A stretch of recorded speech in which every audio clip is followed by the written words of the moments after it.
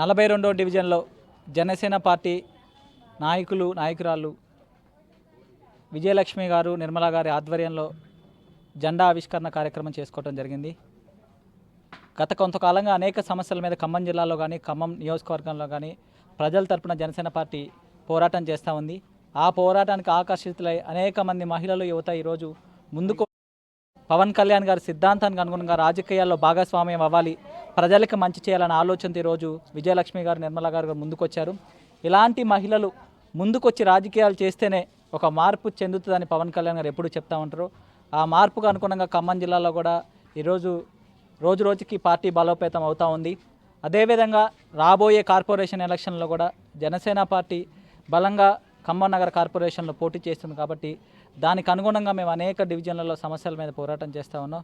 ఈ 42వ డివిజన్లో కూడా అనేక సమస్యలు, ఖమ్మం నగరంతో పాటు అనేక సమస్యలు ఉన్నాయి.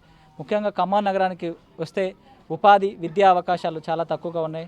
అదేవిధంగా వైద్యం విషయానికి వచ్చినా కానీ చాలా ఇబ్బందులు ఉన్నాయి. ఇక్కడ ప్రభుత్వ ఆసుపత్రుల్లో సరైన సౌకర్యాలు లేక, అదే ప్రైవేట్ ఆసుపత్రుల్లోకి వెళ్తే లక్షలు దోపిడీ చేసిన సందర్భం ఈరోజు ఉంది.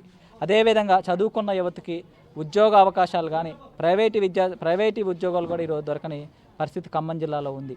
ఒక పరిశ్రమ కూడా లేకపోవటం, అనేక మంది ఇక్కడ చదువుకున్న యువత హైదరాబాదు, అనేక మిగతా నగరాలకు కూడా 10,000 జీతానికి వెళ్ళి బతకాల్సిన సందర్భం ఉంది. అనేక మందికి ఈ రోజుకి ఖమ్మం నగరంలో కూడా వేల మందికి ఇల్లు లేని పరిస్థితి ఉంది. 30-40 సంవత్సరాల నుంచి అద్దెళ్లలోనే ఉంటూ వాళ్ళ జీవనాన్ని కొనసాగిస్తున్న పరిస్థితి ఉంది. అనేక సార్లు ఇళ్ళ ప్లాట్లు ఇచ్చిన మన ప్రభుత్వం చెప్తా ఉన్నా కానీ అవన్నీ కూడా అనర్హులకి వెళ్తున్నాయి, కానీ అర్హులకి ఏ రోజు రాని సందర్భం ఉంది. ఇన్ని సమస్యల కోపంతో ఖమ్మం నగరం ప్రభుత్వం మారితే ఏదైనా మంచి జరుగుతుందని కాంగ్రెస్ ప్రభుత్వాన్ని తీసుకొస్తే అంతకు మించి ఈరోజు సమస్యల నెలలతో ఖమ్మం నగరం ఉంది.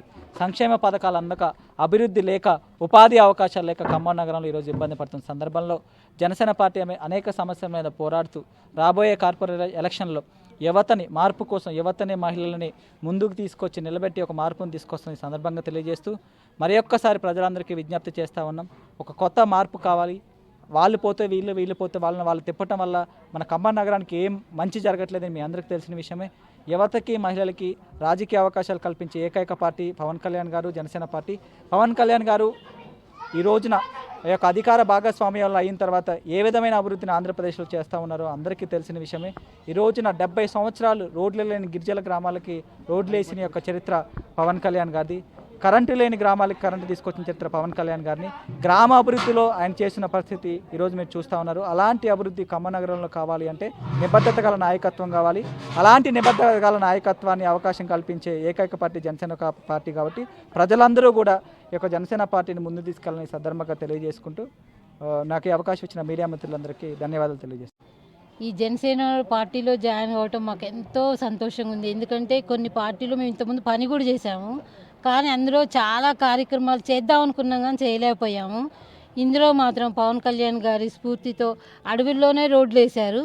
మేము ఇక్కడ మా వంతు కష్టపడి మేము ఈ సిటీలలో ఏదో ఒకటి ప్రజలకి చేయాలని మేము గట్టిగా నమ్ముతూ మేము బయటకు వచ్చాము. మేమే కాకుండా ఇంకెంతో మంది మహిళలను కూడా బయటికి రప్పిస్తాము. ఈ కార్యక్రమంలో ఎన్నో ఆటంకాలు జరిగాయి, కానీ అవేమీ పట్టించుకోము. అవే మాకు ధైర్యంగా అనుకొని మేము ఇంకా ముందుకు పోతామని మీకు మాటిస్తున్నాను.